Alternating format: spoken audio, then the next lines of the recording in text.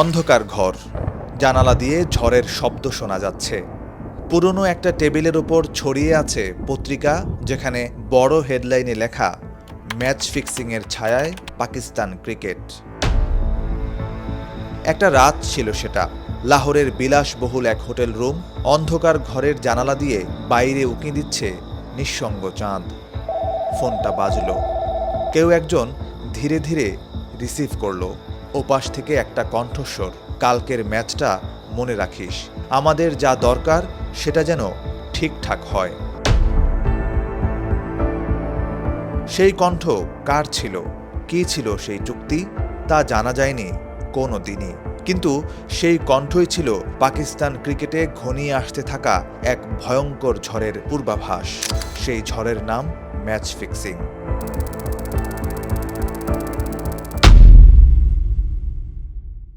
Match ফিক্সিংয়ের এই ঝড়ে যেসব তারকা কিংবদন্তির মূল উপড়ে যায়, তাদের মধ্যে অন্যতম ছিলেন ওয়াসিম আকরাম।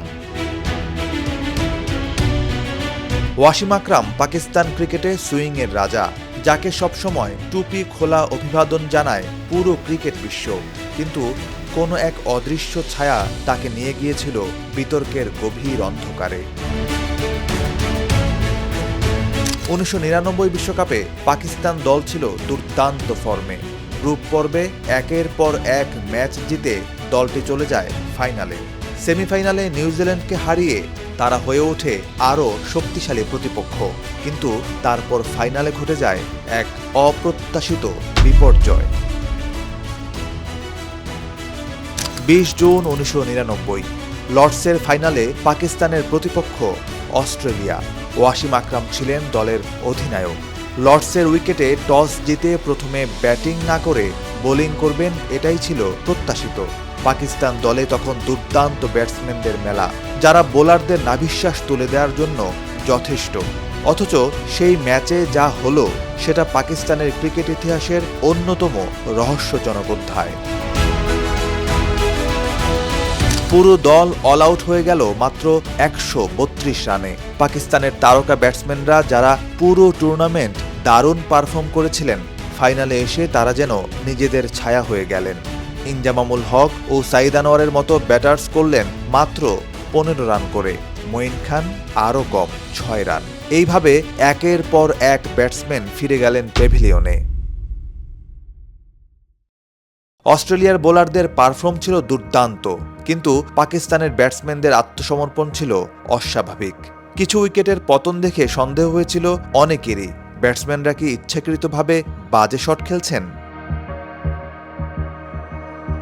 ফলাফল 133 রানের টার্গেট তাড়া করতে নেমে মাত্র 20 ওভার 1 বলে অস্ট্রেলিয়া খুব সহজেই ম্যাচ জিতে যায়। পাকিস্তানের বোলিং লাইন আপ ছিল অন্যতম সেরা, কিন্তু সেই দিন তাদের বলে যেন কোনো ধারই ছিল না। ওয়াসিম আকরাম নিজে 8 ওভারে রান দিলেন 41।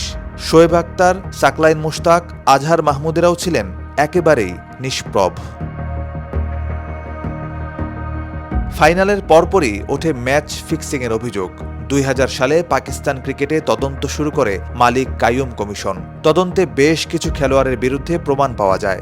ওয়াসিম আকরাম সরাসরি দোষী সাব্যস্ত না হলেও রিপোর্টে উল্লেখ করা হয় তার বিরুদ্ধে যথেষ্ট সন্দেহের কারণ রয়েছে। কমিশন সুপারিশ করে তাকে আর অধিনায়ক করা একেবারেই উচিত নয়। ওয়াসিম আকরাম বারবার এসব অভিযোগ অস্বীকার করেছেন, বলেছেন তিনি কখনোই ক্রিকেটের সঙ্গে প্রতারণা করেননি। তবে কিছু সতীর্থ খেলোয়াড় ও কর্মকর্তার মতে পাকিস্তান দলে সেই সময় কিছু একটা ঘটছিল, যা ক্রিকেটের নিয়মের বাইরে ছিল একদম। সাবেক খেলোয়াড় রশিদ লতিফ এবং আমির সোহেল বারবার বলে আসছিলেন পাকিস্তানের ড্রেসিং রুম তখন একটা বিভক্ত জায়গা। অনেকেই টাকা নিয়েছিলেন, কেউ স্বীকার করেছিলেন, কেউ করেননি। কিন্তু ওয়াসিম আকরামের নাম যখন উঠে আসে, তখন সবাই স্তব্ধ হয়ে গিয়েছিল পুরোপুরি। সেই রহস্যের মীমাংসা হয়নি আজও। ওয়াসিম আকরাম কি সত্যিই দোষী ছিলেন, নাকি তিনি ছিলেন ষড়যন্ত্রের শিকার?